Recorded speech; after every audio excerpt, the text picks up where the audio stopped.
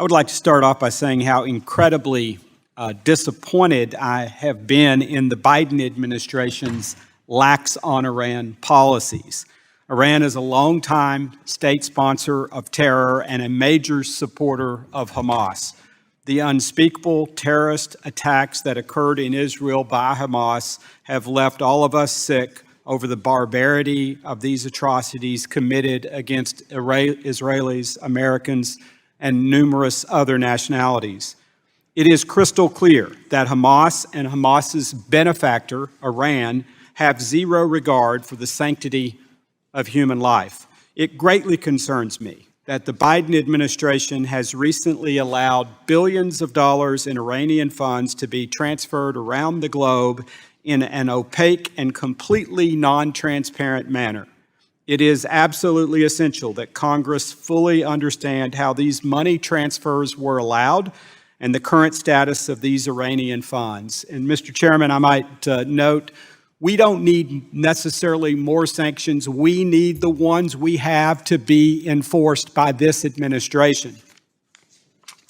Now, Mr. Thomas, are you aware of any database or set of information available from Treasury that allows the public to understand where Iran's money is in the world?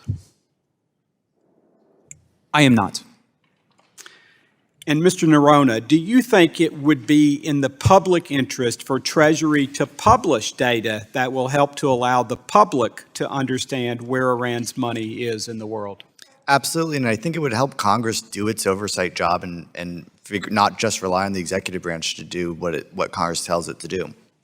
In September, the administration established a new humanitarian channel in Qatar to administer $6 billion in Iranian assets from South Korea. Treasury describes this channel as a way to, quote, further facilitate the flow of humanitarian assistance to the people of Iran. Mr. Thomas, is it unusual for Treasury to create a humanitarian channel? And why would Treasury need to create a humanitarian channel? I think probably the closest analog to the humanitarian channel in Qatar was the Swiss humanitarian trade arrangement, which was set up by the Trump administration in February of 2020. That was based on October 2019 understandings between state and Treasury to basically create mechanisms to facilitate humanitarian trade into Iran.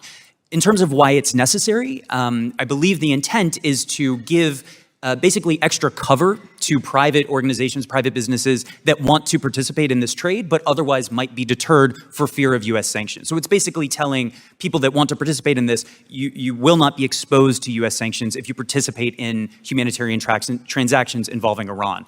That doesn't mean that those businesses are going to participate in it, right? I mean, you can open the door, but you can't force anybody to walk through. And my understanding of the Swiss humanitarian trade arrangement is that only several transactions were processed through it. Is there a stark difference between a humanitarian channel and other escrow accounts that are available to Iran for humanitarian trade purposes? It's difficult to say with respect to the humanitarian channel in Qatar. As you said, that was announced by the Treasury Department in mid-September.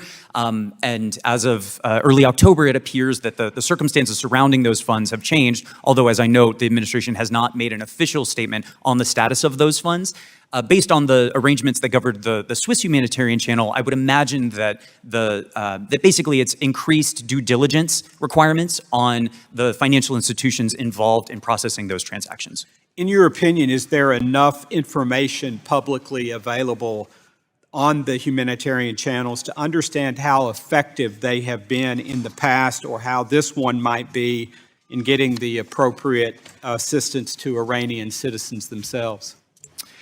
I think we already see Congress starting to take this up as an oversight mechanism. I will point you to H.R. 5826, which was marked up in the House Foreign Affairs Committee last week.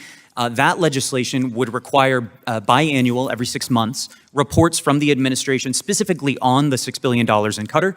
But I don't think there's any reason why Congress couldn't broaden that reporting requirement to try to have more visibility, as Mr. Noronha said, into where those funds are and what the status of them is. Thank you. I see my time is about to expire, Mr. Chairman. I yield back.